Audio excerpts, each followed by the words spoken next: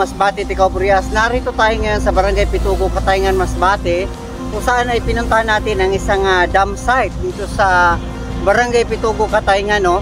So itong nakikita ninyo, ito yung dati, itong dam site na to, ito yung hinuhukay ng backhoe. Ito dati di ang mano ay patag, no? Walang butas. Dito tinatapon yung mga basura.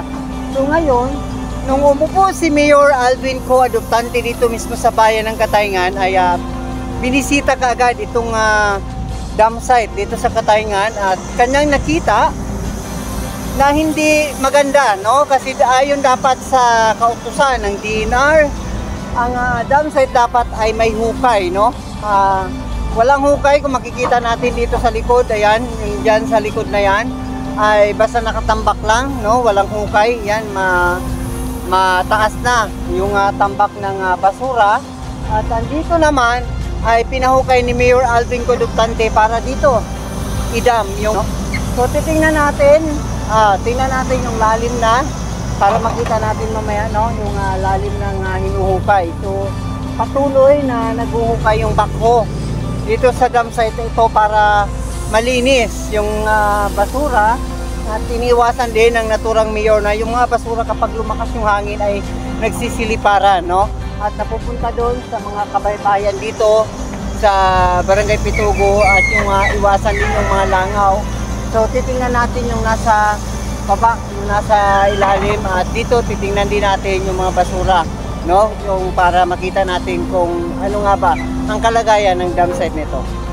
Itong kalsada na to, ito yung semento na to, ay pinalinis din to ni Mayor Alvin Co. Adoptante, no? Dahil dito ay nakatambak na dati yung mga basura dito sa gilid, no? At pati dyan ay nakatambak na. Ngayon ay pinagreader niya at pinalis, pinausog yung mga basura. So ayan, kung makikita ninyo ay hinuhukay ng backhoe, no? Ang lalim ito. Yan dati, itong hinuhukay na yan ay patag lang, puro basura, walang lalim, no? Ang ngayon ay pinahukay ni Mayor Alvin Co. Adoptante upang dyan na idam yung mga basura, upang hiwasan yung paglipad ng mga basura doon mismo sa kabilang bundok, upang pagsunod na rin sa kautusan ng DNR o yung environmental safety nung pagtatapon ng basura. Kung makikita ninyo dito sa likuran natin, itong basura na ito, yan, nakikita natin ay nakatambak lang dito sa gilid, no?